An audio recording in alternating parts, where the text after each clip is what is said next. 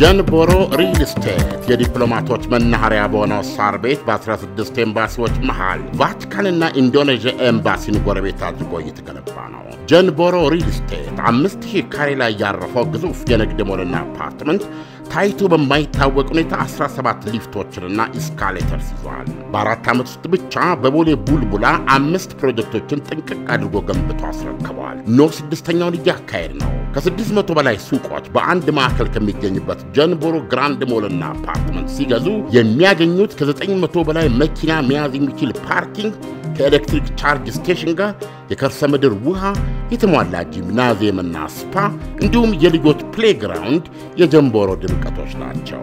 ሁሉም እንደ አቅሙ እንዲነግድ በማሰብ ከ430 ሺህ ብር ቅድመ ክፍያ ጀምሮ የንግድ ሱቆችን እንደዚሁም ባለ 2 እና ባለ 3 መኝታ ቅንጡ አፓርትመንቶችን ከ1 ሚሊዮን 250 ሺህ ብር ቅድመ ክፍያ ጀምሮ እኛ ጋር ያገኛሉ። ለተጨማሪ መረጃ 0992722733 ይደውሉ ወይም በዋትስአፕ ያናግሩን። ጀንቦሮ ሪል ስቴት በጊዜ ግቡ። አስደሳች ዜና ለኤሌክትሪክ ተሽከርካሪ ተጠቃሚዎች በሙሉ የኛ ማይክሮ ፋይናንስ አክሲዮን የኤሌክትሪክ ተሽከርካሪዎች አቅርቦትን ከግምት ውስጥ በማስገባት ከባትሪ ህይወት ጋር ተያይዞ ያለውን አደጋ ለመቀነስ የኤሌክትሪክ ተሽከርካሪዎች ባትሪ መተኪያ የቁጠባ አገልግሎት አቅርበዋል። የኤሌክትሪክ ተሽከርካሪዎች ባትሪ መተኪያ የቁጠባ አገልግሎት ደንበኞች ባትሪ ካለምንም ስጋት መተካት እንዲያስችላቸው ከብድር አቅርቦት ጋር የተቆራኘ ሆኖ የቀረበ ነው።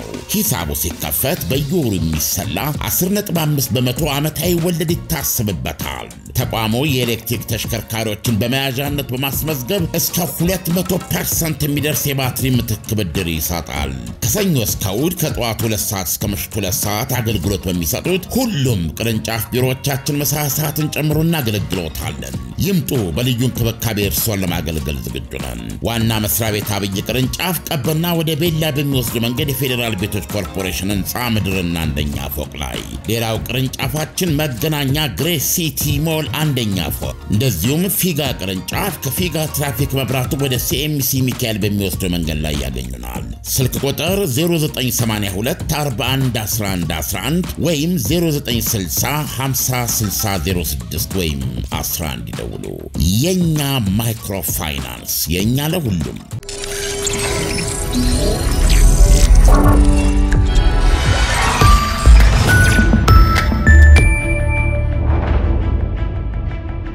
ይህ አዋዜ ሰበር ነው።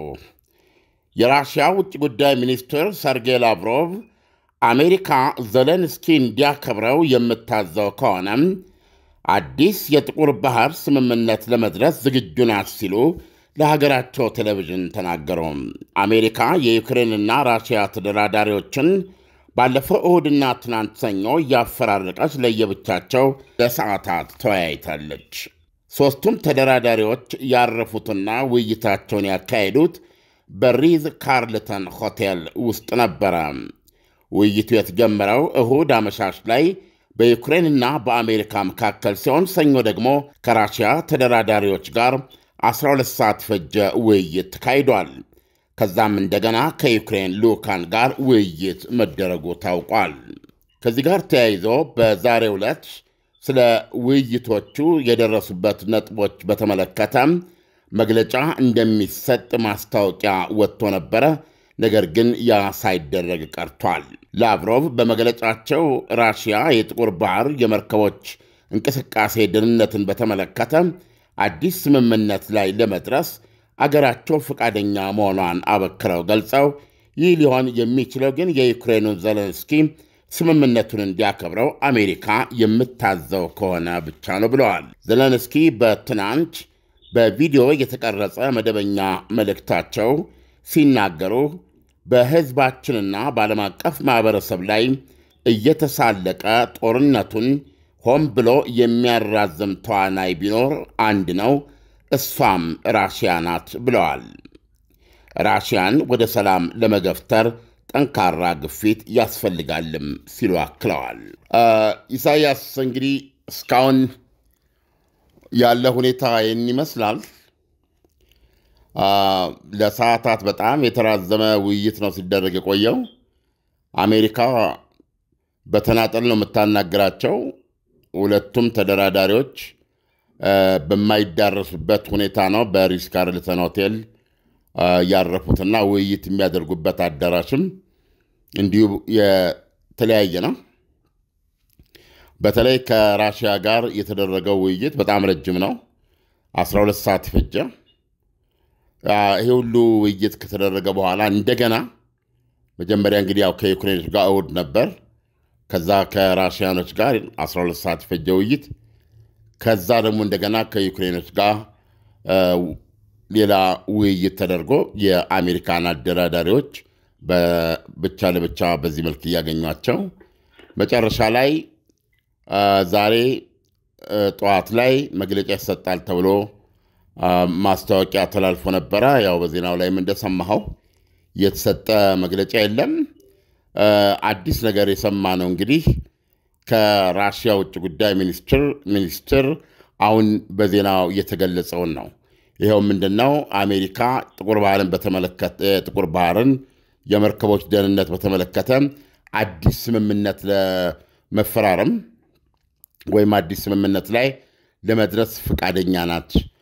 ዋናው ሊያከብረው ይችላል ዘለንስኪ የሚል ይዘት ያለው ነውና እዚህ ላይ ትልቁ የሚሰመርበት ነገር ምንድነው? ራሽያ ወደ ሳውዲ አረቢያው ውይይት ወይም ድርድር ከመካሄዱ በፊት ስትናገር የነበረው ከዓመት በፊት በጥቁር ባህር ላይ ጦርነቱ እንዳለ ሆኖ ነገር ግን ዩክሬን ያው ከፍተኛ የዓለማችን የምግብ እህል አቅራቢ ናት። ከወደቦቿ የጫነች በቃጫኝ መርከቦቿ ስንዴውንም ዘይቱንም ወደ ዓለም ይዘው እንዲሄዱ አንድ መስመር ራሽያ ጥቃት ላታደርስበት ስምምነት አድርጋ የተከፈተ መንገድ ነበረ። ለተወሰነ ጊዜ በዚህ መልኩ ዩክሬን ካቀረበች በኋላ ነገር ግን ይህንን ስታደርግ ራሽያ በአንጻሩ ደግሞ እሷም የእህል ምርቶቿንና የማዳበሪያ ምርቶቿን በተመሳሳይ ሁኔታ ለዓለም ገበያ ለማቅረብ የሚያስችላትን የማዕቀብ ማቃለል እርምጃን በተመለከተ ምዕራባውያኑ ያን አላደረጉም፣ በእነሱ በኩል ያለውን ቃል አልጠበቁም በሚል እንደገና ራሽያ አልፈቅድም፣ ከዚህ በኋላ በቀደመ መንገድ ቢመጣ ጥቃት አደርሳለሁ በማለቷ የተነሳ ከዛ በኋላ ዩክሬን የጥቁር ባህር ዳርቻ ላይ ባሉ የኔቶ አባል ሀገራት የውሃ ጠረፍ በኩል ታካ ነው የምትሄደው። እሱም እስካሁን ድረስ እያካሄደችበት የሚገኘው ነው። ይሄ በመሃሉን ጠብቃ ትሄድ የነበረውን አቋርጣ አሁን በነ ቡልጋሪያ በነ ሮማኒያ የውሃ ጠረፍ የእነሱን ዳርቻ ታካ ነው ወደ ዓለም ይዛ የምትወጣው ሸቀጦቿን። በዚህም መንገድ ይህን ማካሄድ ችላለች። ስለዚህ አሁን ይህን ሁኔታ ለውጦ ዩክሬንም በነፃነት በጥቁር ባህር ማንኛውንም ወይም በአጠቃላይ ጥቁር ባህር የጦርነት ባህር መሆኑ እንዲቀር ዋነኛው የአሜሪካ ግፊት ነው። ነገር ግን ራሽያ ስታስገነዝብ የቆየችው ያለፈው እና የከሸፈው ምዕራባውያን በእነሱ በኩል ያለውን ቃል ኪዳን ለማክበር ባለመቻላቸው የፈረሰውን ስምምነት ለማንሰራራት የሚል ነበረ። አሁን አዲስ ነገር የሰማሁት በበኩሌ ከራሽያ ውጭ ጉዳይ ሚኒስትር መግለጫ ጥቁር ባህርን በተመለከተ አዲስ ስምምነት ማለት በአጠቃላይ ጥቁር ባህር ላይ ወይም ደግሞ የባህር ላይ ውጊያን ተኩስ ማቆም ልትለው ትችላለህ። አዲስ ስምምነት ከሆነ ያኛው ልብ አድርግ የተፈረመው የባህር ላይ ጦርነቱ እየተካሄደ ነገር ግን እነዚህ ዕቃ ጫኝ መርከቦች በተስማሙበት መስመር ምንም ጥቃት ሳይደረግባቸው እንዲያልፉ የሚያስችል ነው። ይሄ ማለት ጥቁር ባህር ውጊያ ላይ ያለ ማለት ነው። ራሽያም አሁን ለማንሰራራት የሞከረችውም ይሄ ነበረ።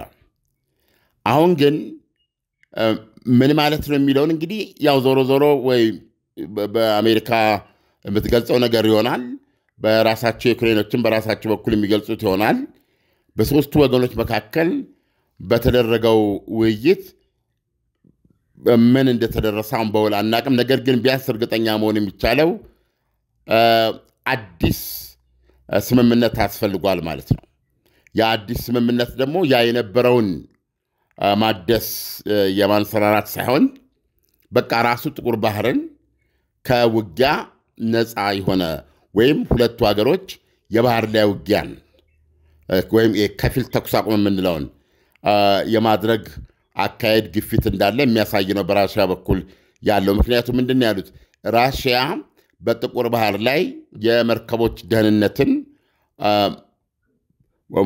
ደህንነትን የሚያስከብር አዲስ ስምምነት ለመፈራረም ወይም ለመግባት ዝግጁ ናት ዩክሬን እንድታከብረው አሜሪካ የምታዛት ከሆነ ማለታቸውን ግምት ስናስገባ ነውና ከዚህ በላይ ዓለም አሁን እዚህ ጋር ለምሳሌ ስንመለከት የአሜሪካ ሐሳብ አለ የአሜሪካ ሐሳብ እስካሁን ሲነገር የነበረው ለ30 ቀን የተኩስ አቁም ስምምነት የሚደረግበትን ሁኔታ ነበር ዋናው የስብሰባው ዓላማ የውይይቱ ዓላማ ማለት ነው ግን አሁን እየሆነ ያለው የ30 ቀን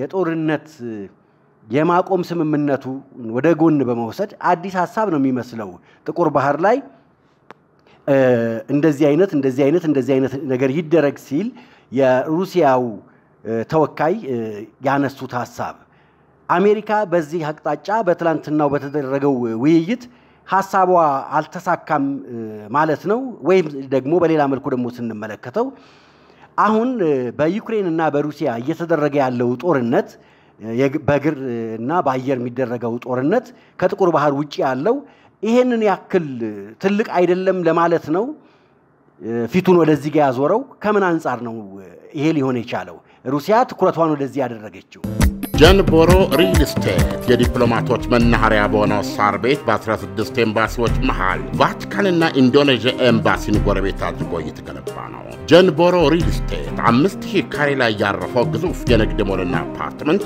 ታይቶ በማይታወቅ ሁኔታ 17 ሊፍቶችንና ኢስካሌተርስ ይዟል በአራት ዓመት ውስጥ ብቻ በቦሌ ቡልቡላ 5 ፕሮጀክቶችን ጥንቅቅ አድርጎ ገንብቶ አስረክቧል ኖ 6ኛውን እያካሄድ ነው ከ600 በላይ ሱቆች በአንድ ማዕከል ከሚገኝበት ጀንቦሮ ግራንድ ሞልና አፓርትመንት ሲገዙ የሚያገኙት ከ900 በላይ መኪና መያዝ የሚችል ፓርኪንግ ከኤሌክትሪክ ቻርጅ ስቴሽን ጋር የከርሰ ምድር ውሃ የተሟላ ጂምናዚየምና ስፓ እንዲሁም የልጆች ፕሌግራውንድ የጀንቦሮ ድምቀቶች ናቸው ሁሉም እንደ አቅሙ እንዲነግድ በማሰብ ከ430 ሺህ ብር ቅድመ ክፍያ ጀምሮ የንግድ ሱቆችን እንደዚሁም ባለ 2 እና ባለ 3 መኝታ ቅንጡ አፓርትመንቶችን ከ1 ሚሊዮን 250 ሺህ ብር ቅድመ ክፍያ ጀምሮ እኛ ጋር ያገኛሉ ለተጨማሪ መረጃ 0990 27 27 33 ይደውሉ ወይም በዋትስአፕ ያናግሩን ጀንቦሮ ሪል ስቴት በጊዜ ግቡ ሰምታል አፍሮ ሆሊላንድ አስጎብኚ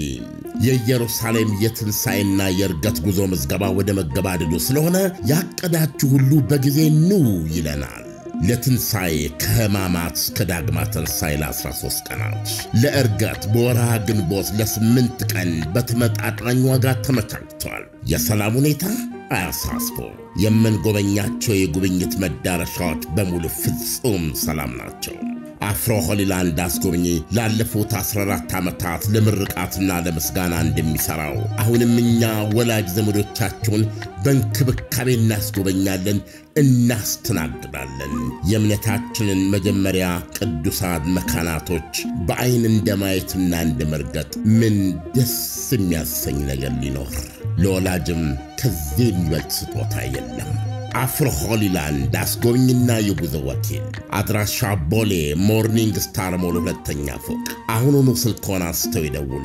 0988 18 18 18 አይጠፋዎትም በውጭ ለምትኖሩ በዋትስአፕ 0930 01 1998 አፍሮ ሆሊላንድ አስጎብኝና የጉዞ ወኪል ምክንያቱም ከፕሬዝዳንት ቭላዲሚር ፑቲን ጋር ዶናልድ ትራምፕ በተነጋገሩበት ጊዜ ራሽያ ያቀረበችው ሐሳብ የ30 ቀኑን የተኩስ አቁም ስምምነት በማንኛውም ውጊያ እንዲቆም የሚጠይቀውን ቅድመ ሁኔታዎች አስቀድሞ እየተቀመጡ እንደነበር ይታወቃል። ነገር ግን በዚህ በሁለቱ የሁለት ሰዓት ፈጀ የስልክ ውይይት ከራሽያ የተሰጠው ምላሽ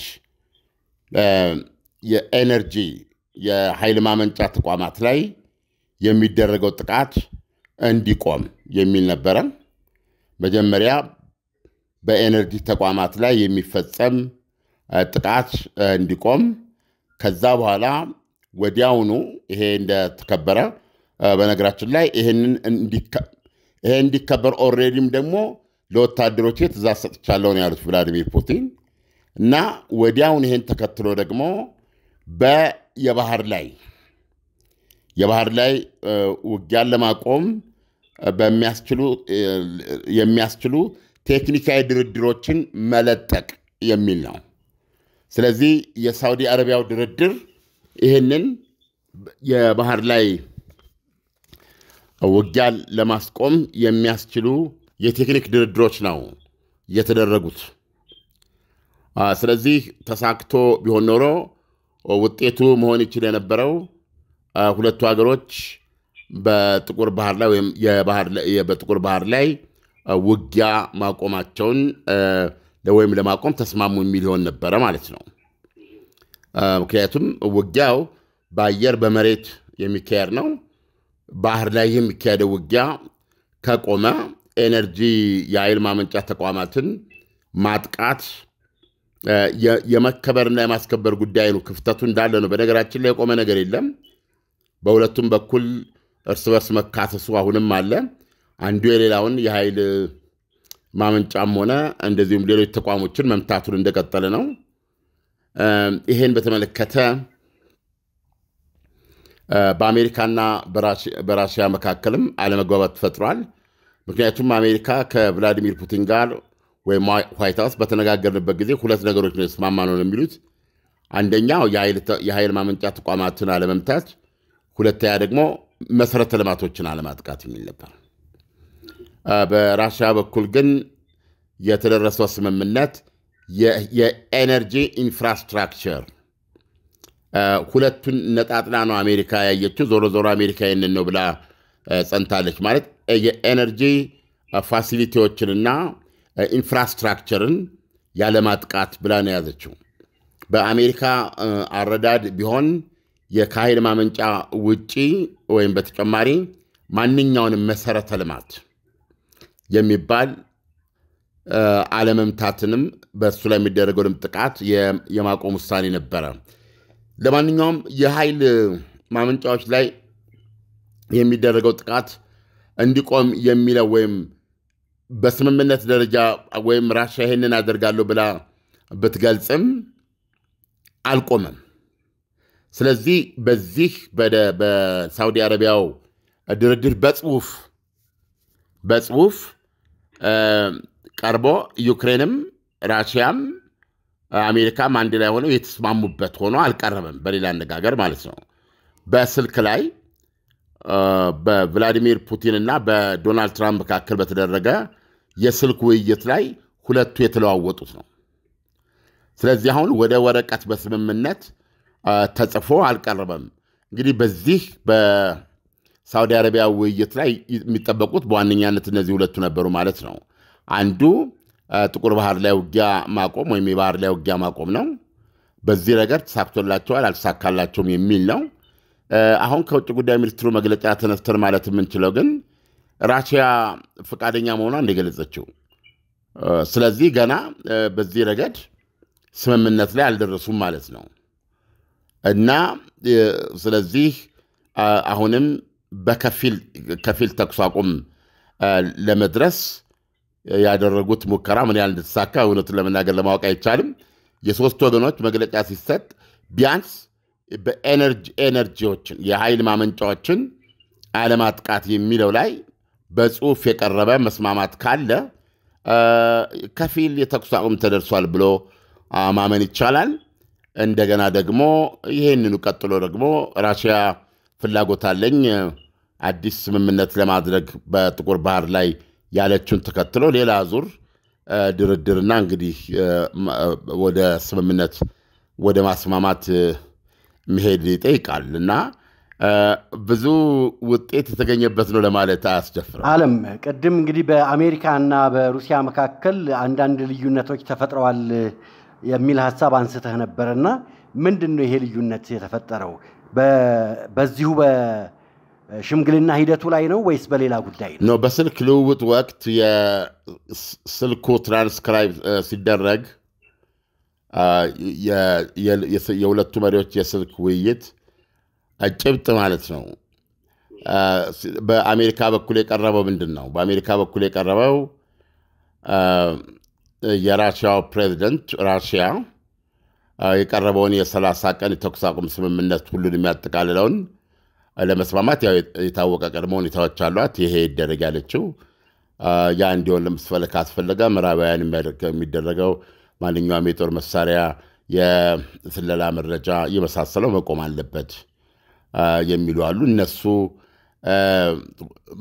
በተሟሉበት ሁኔታ ነው ወደዛ ምንሄድ የሚል ነው።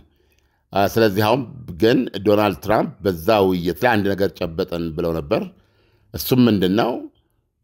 ራሽያ የኤነርጂ ተቋማት ለምሳሌ በደጋግመን እንደሰማነው የኤሌክትሪክና የጋዝ አቅርቦት ተቋማት ላይ ቋሚ ድብደባ የነበራት ህዝቡ በከበደ ክረምት ውስጥ መከራውን የሚያይ ነበረው። ስለዚህ እሱን ጥቃት ማቆሟን ራሽያ ገለጸች። ለወታደሮቿም ትዕዛዝ መስጠቷን ገለጸች። ስለዚህ ዩክሬንም ይሄን እንድታከብረው ተባለ። ዩክሬንም አከብራለሁ አለች በስልኩ። ይሄ ነው ስምምነቱ በራሽያ በኩል ነው። ነገር ግን የቋንቋ አሁን በአሜሪካ ደግሞ ስታቀርበው ምንድን ያለችው የተስማሙት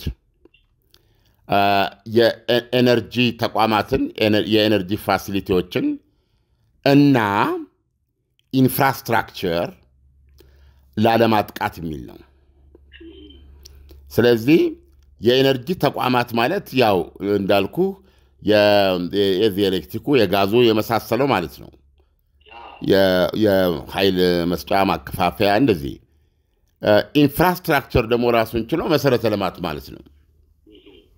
መንገዱም ድልድዩም የተለያዩ ግዙፍ የኢኮኖሚ አካል የሆኑ የወታደራዊ ተቋማት አሉ በመሰረተ ልማት ደረጃ የምትቆጥራቸው። ስለዚህ በተጨማሪ ደግሞ መሰረተ ልማቶችን አታጠቃም የሚል ነው። ሁለት አይነት ነው ማለት ነው። የኤነርጂ ማመንጫዎችን ብቻ ሳይሆን ሌሎች መሰረተ ልማቶችንም ላለማጥቃት ራሽያ ተስማምታለች አለች አሜሪካ። በራሽያ በኩል ደግሞ የተገለጸው ምንድነው? የኤነርጂ ኢንፍራስትራክቸሮችን ላለማጥቃት ነው የሚለው። ኢንፍራስትራክቸር የሚለው ብቻውን ኤነርጂ ፋሲሊቲስ ኤንድ ኢንፍራስትራክቸር ተብሎ አይደለም በራሽያ በኩል ያለው መረዳት። ኤነርጂ ስትራክቸር ነው የሚለው። በአጠቃላይ ኢንፍራስትራክቸር የኤነርጂ መሰረተ ልማቶችን ነው ራሽያ ላጠቃሚ ያለችው። አሁን ግልጽ ነው አይደለም? አሜሪካ የኤነርጂ ተቋማትንና ሌሎች መሰረተ ልማቶችን አላጠቃም አለች ራሽያ ስትል፣ ራሽያ ደግሞ የኤነርጂ መሰረተ ልማቶችን ብቻ ነው አላጠቃም ያለችው የሚል ልዩነት አለ። ዞሮ ዞሮ አንዱም አልተከበረም ባይ ዘ ዌይ። ስለዚህ አሁን በሪያድ ባደረጉት ስብሰባ ድርድር ቢያንስ ይሄ የኤነርጂ ተቋማትን ያለማጥቃት ስምምነታቸው ወረቀት ላይ ሰፍሮ በስምምነት ደረጃ እንደሚያዝ ይጠበቃል። ያም እንግዲህ ከፊል ተኩስ አቁም ይሆናል ማለት ነው። የባህር ላይ ደግሞ ይደረግ የነበረው በጥቁር ባህር ላይ ራሽያ በጣም እርግጠኛ ነኝ እዚህ ላይ እስከ መጨረሻው ድረስ እንደ አዲስ ስምምነት አካል በጥቁር ባህር ላይ ተኩስ ለማቆም እንዴት አድርገን ተኩስ እናቆም የሚል ውይይት ሳይሆን ፈልጋ የነበረው ያለፈው ቱርክና የተባበሩት መንግስታት ያደራድሩትንና የደረሱበትን ሁለቱም የየራሳቸውን ምርቶች እንዲሸጡ ዩክሬን ከራሷ ወደቦች እየጫነች በቱርክ የውሃ ዳር በኩል አድርጋ በመርከብ እንድትወጣ የሚፈቅደው በጦርነቱ ማለት ነው። ራሽያም እንደዚሁ የራሷን የእርሻ ምርቶችና ማዳበሪያዎች እንዲሁ እንድትሸጥ የሚያስችል ስምምነት ነበረ። እሱን ለማንሰራራት ነው ያ የከሸፈው። ምዕራባውያን በእነሱ በኩል ማድረግ የነበረባቸውን ስላላደረጉ በሚል የዘጋችው ራሽያ። አሁን እሱን ለማንሰራራት ነበረ ራሽያ ስትናገር የነበረው። እውነቱን ለመናገር አዲስ ስምምነት ተደርጎ ሊታይ አይችልም። ኮንቴክስቱ ትክክል አይደለም። ያ የጥቁር ባህር ጦርነት ባለበት ሁኔታ ውስጥ በጦርነቱ ውስጥ ስለ ዓለም ሲባል ዩክሬን የእርሻ ምርቶቿን ለገበያ የምታወጣበት መንገድ የመስጠት ነው።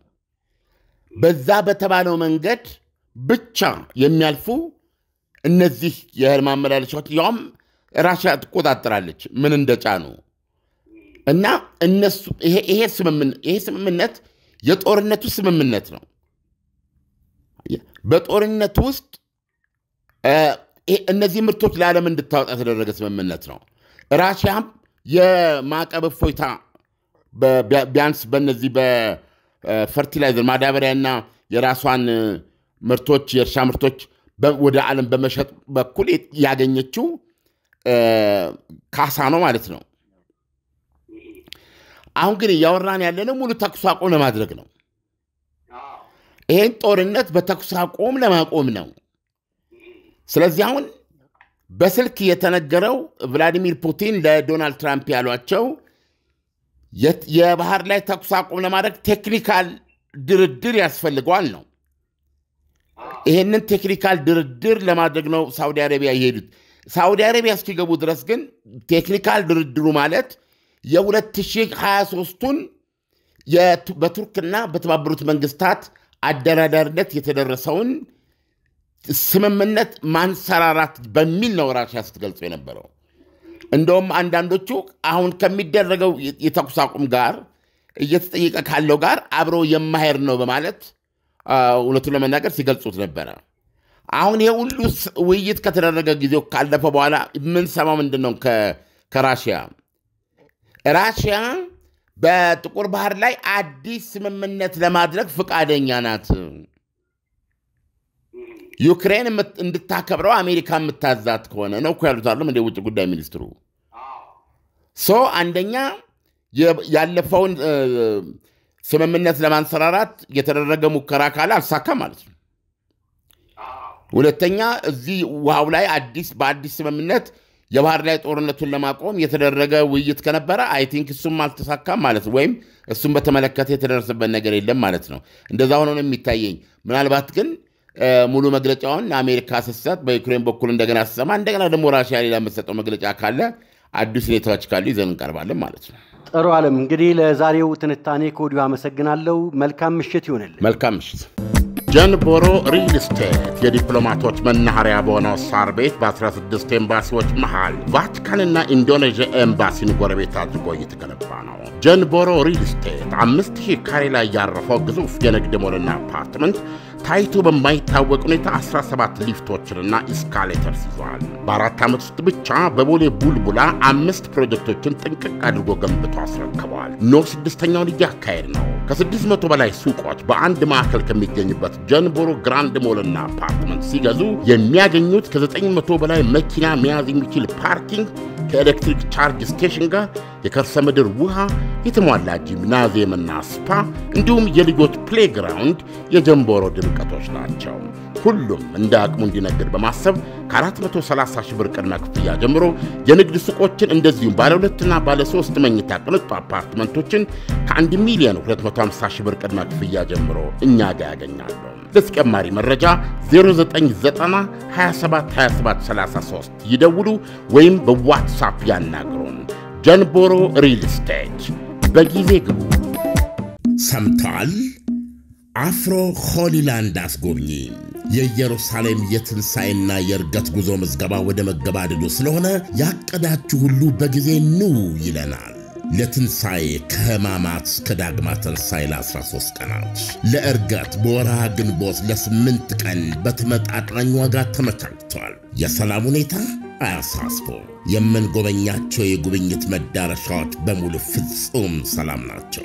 አፍሮ ሆሊላንድ አስጎብኚ ላለፉት 14 ዓመታት ለምርቃትና ለምስጋና እንደሚሰራው አሁንም እኛ ወላጅ ዘመዶቻችሁን በእንክብካቤ እናስጎበኛለን፣ እናስተናግዳለን። የእምነታችንን መጀመሪያ ቅዱሳን መካናቶች በአይን እንደማየትና እንደመርገጥ ምን ደስ የሚያሰኝ ነገር ሊኖር? ለወላጅም ከዚህ የሚበልጥ ስጦታ የለም። አፍሮ ሆሊላንድ አስጎብኝና የጉዞ ወኪል አድራሻ ቦሌ ሞርኒንግ ስታር ሞል ሁለተኛ ፎቅ። አሁኑኑ ስልክዎን አንስተው ይደውሉ። 0988 18 18 18 አይጠፋዎትም። በውጭ ለምትኖሩ በዋትሳፕ 0930 01 1998 አፍሮ ሆሊላንድ አስጎብኝና የጉዞ ወኪል። አስደሳች ዜና ለኤሌክትሪክ ተሽከርካሪ ተጠቃሚዎች በሙሉ የኛ ማይክሮ ፋይናንስ አክሲዮን የኤሌክትሪክ ተሽከርካሪዎች አቅርቦትን ከግምት ውስጥ በማስገባት ከባትሪ ህይወት ጋር ተያይዞ ያለውን አደጋ ለመቀነስ የኤሌክትሪክ ተሽከርካሪዎች ባትሪ መተኪያ የቁጠባ አገልግሎት አቅርበዋል። የኤሌክትሪክ ተሽከርካሪዎች ባትሪ መተኪያ የቁጠባ አገልግሎት ደንበኞች ባትሪ ካለምንም ስጋት መተካት እንዲያስችላቸው ከብድር አቅርቦት ጋር የተቆራኘ ሆኖ የቀረበ ነው። ሂሳቡ ሲከፈት በየወሩ የሚሰላ 10.5% ዓመታዊ ወለድ ይታሰብበታል። ተቋሙ የኤሌክትሪክ ተሽከርካሪዎችን በመያዣነት በማስመዝገብ እስከ 200% የሚደርስ የባትሪ ምትክ ብድር ይሰጣል። ከሰኞ እስከ እሑድ ከጠዋቱ 2 ሰዓት እስከ ምሽቱ 2 ሰዓት አገልግሎት በሚሰጡት ሁሉም ቅርንጫፍ ቢሮዎቻችን ምሳ ሰዓትን ጨምሮ እናገለግሎታለን። ይምጡ። በልዩ እንክብካቤ እርስዎን ለማገልገል ዝግጁ ነን። ዋና መስሪያ ቤት አብይ ቅርንጫፍ ቀበና ወደ ቤላ በሚወስድ መንገድ የፌዴራል ቤቶች ኮርፖሬሽን ህንፃ ምድርና አንደኛ ፎቅ ላይ። ሌላው ቅርንጫፋችን መገናኛ ግሬስ ሲቲ ሞል አንደኛ ፎቅ። እንደዚሁም ፊጋ ቅርንጫፍ ከፊጋ ትራፊክ መብራቱ ወደ ሲኤምሲ ሚካኤል በሚወስድ መንገድ ላይ ያገኙናል። ስልክ ቁጥር 0982 41 11 11 ወይም 0960 50 6006 ወይም 11 ይደውሉ። የኛ ማይክሮ ፋይናንስ የኛ ለሁሉም።